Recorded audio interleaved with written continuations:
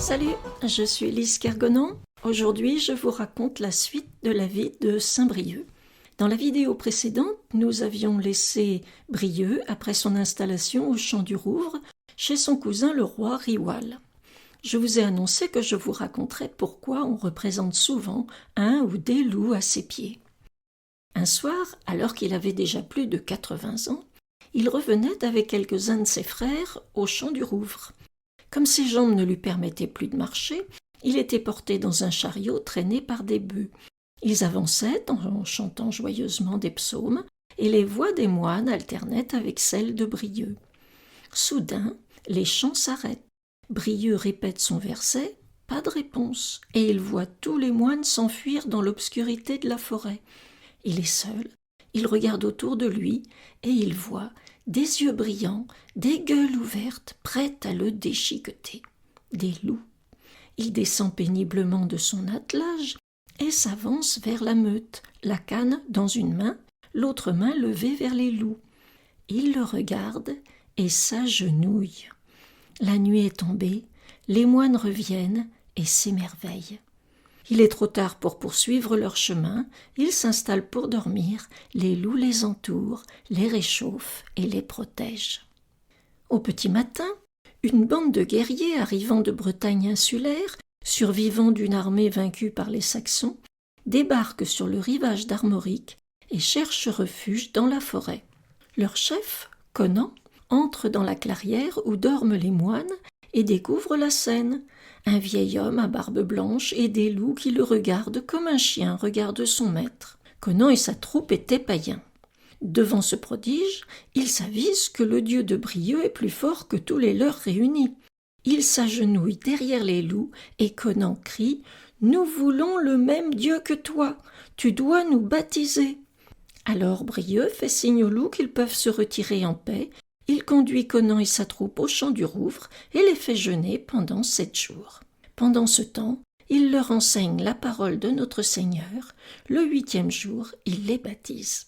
Je ne sais pas pourquoi, à chaque fois que j'emploie l'expression « il les fit jeûner », ça me rappelle ma grand-mère qui mettait les escargots à jeûner dans une grande boîte grillagée en les nourrissant de farine jusqu'à ce qu'ils fassent des crottes toutes blanches pour ensuite les préparer avec du beurre à l'ail.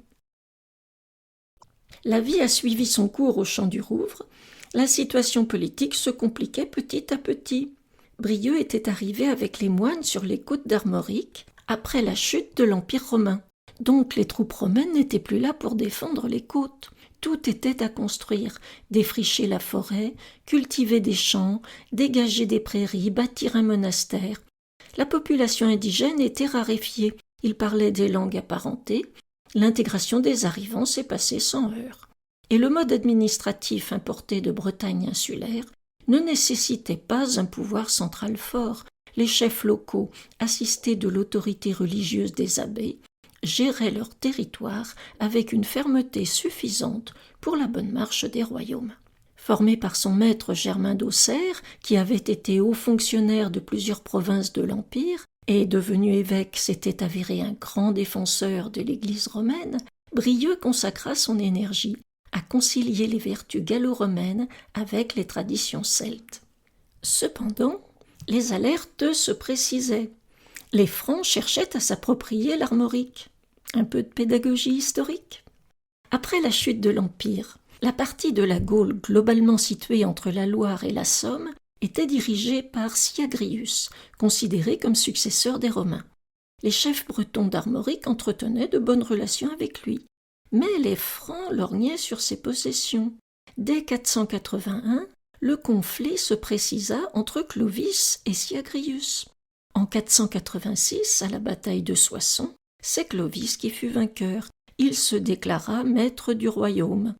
Et par la même occasion, il considéra que l'Armorique lui était soumise également, ce qui ne convenait pas aux Bretons. En 497, après une longue guerre, les tensions s'apaisèrent, un traité avec les cités armoricaines stipule que celles-ci reconnaissent la suprématie des Francs, combattront sous les ordres de leur chef, mais ne paieront pas de tribut. Il se faisait tard, Clovis s'était converti au christianisme, mais les stratégies politiques prenaient le pas sur la foi telle que Brieuc voulait la vivre. On exigeait à présent des abbés évêques qu'ils obéissent aux ordres de Rome. Bien que disciple de Germain, Brieux restait breton et n'entendait pas se laisser diriger par un franc converti par calcul. Les abbés celtes s'étaient vaillamment battus pour convaincre les païens d'adopter une religion de lumière. Ils avaient tout aussi vaillamment secondé et conseillé les chefs de leur peuple. À présent, l'évêque de Tours et le roi des Francs leur cherchaient chicane pour des détails liturgiques. Au fil du temps, ils avaient peut-être intégré trop de fêtes et de pratiques païennes. Mais quel mal cela faisait-il à Dieu que des jeunes femmes se frottent le ventre contre des menhirs pour concevoir des petits chrétiens ? Peut-être avaient-ils trop bien réussi. Certains voulaient utiliser la confiance qu'ils inspiraient au peuple pour l'orienter dans le sens qui convenait aux Francs. En outre, plus il vieillissait, plus Brieux avait des doutes quant à l'hérésie de Pélage. L'intransigeance de saint Paul et de saint Augustin lui semblait hors de mesure. Pouvait-on vraiment vouer un nourrisson aux flammes éternelles s'il mourait avant le baptême ? Il avait vu et avait été émerveillé par l'innocence des tout-petits. N'était-ce pas pure méchanceté que de les condamner, par idéologie, pour les siècles des siècles ? Il avait peur de perdre la foi en Jésus-Christ, Dieu d'amour et de charité. Il avait plus de 90 ans. Mieux valait quitter cette existence avant de devenir hérétique lui-même. Son cousin, ami et roi Riwal mourut. Brieux apaisa son passage, tandis qu'il rejoignait le Créateur, et avertit la communauté des moines que sa propre mort approchait. Pour agrémenter vos voyages touristiques, il me reste à vous raconter le songe d'un des moines. Je vous ai déjà parlé de la chapelle Notre-Dame de la Fontaine dans la ville de Saint-Brieuc. Dans l'oratoire qui est consacré à Brieuc, la Grande Verrière évoque la vision du moine marquant pendant son sommeil. Il le vit gravir une échelle mystique vers le ciel, tandis que les anges du Seigneur lui faisaient escorte en chantant ses louanges. Et je ne pourrais pas finir sans évoquer les reliques. Vous en trouverez dans la cathédrale. Bien sûr, le saint squelette avait été déplacé et dispersé au moment des raids vikings sur les côtes. Or, un évêque de Saint-Brieuc décida d'en redemander quelques-unes à l'abbaye de Saint-Serge près d'Angers, ce qui fut négocié. À leur retour dans la cathédrale, on dit que les porteurs de la châsse, contenant les précieux restes, sentirent des mouvements qu'ils interprétèrent comme la joie qu'éprouvait la vieille carcasse à revenir chez elle. J'avoue que l'idée du vieux squelette, frétillant comme de frais gardons sur les épaules de ces pieuses personnes, me réjouit à chaque fois. Ah, mais voilà Sainte-Anne, Brieuc. Anna, ma toute belle, viens t'asseoir au soleil près de moi. Anna. Ah, Brieuc, comment vas-tu, vieux compère ? Brieuc, comme tu vois, un peu lent, mais en forme. Et toi ? Anna. Bah, moi j'ai commencé un Trau-Bresse, j'ai déjà vu Paul et Tudual. Brieuc. Alors ? Anna, ça va. Dis-moi, mon Brieuc, je voulais te parler. Il faut que tu m'expliques un truc. Brieuc. Bien sûr, avec plaisir, qu'est-ce que c'est ? Anna. Le pélagianisme. Brieuc éclate de rire. Ah oui, quand même, directement la théologie. Anna. Dame, j'aime bien la théologie, moi, avec un coup de cidre. Brieuc. Je ne crois pas avoir de cidre, mais j'ai un bon petit vin de messe. Anna. Tu crois ?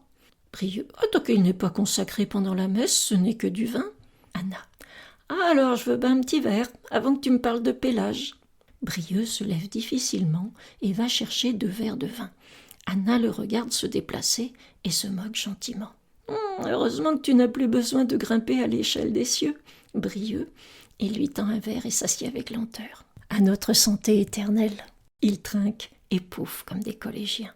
Anna sort une longue pipe de son baluchon, l'allume et fume. Anna, je t'écoute. Depuis le temps que j'entends parler d'hérésie, je voudrais savoir. Brieuc, d'accord. Pélage était un moine né en Bretagne insulaire vers 350, bien avant moi. À ce moment-là, le dogme n'était pas encore fixé. Certains chrétiens, par exemple, réfutaient la Sainte Trinité. Ils affirmaient que seul Dieu était éternel. Si on admettait que Dieu le Père avait créé Jésus et l'Esprit Saint, Jésus n'avait donc pas toujours existé.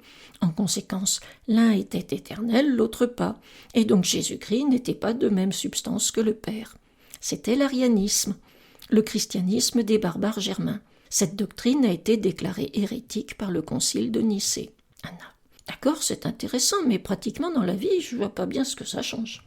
Brieux. Alors justement, Pélage, lui, ce qui l'intéressait, c'était la morale, la liberté de l'être humain, le libre arbitre par rapport à la grâce divine. Est-ce que l'homme pouvait parvenir au salut s'il se comportait bien ? Quand il est arrivé à Rome, il a été frappé par les mœurs relâchées des chrétiens.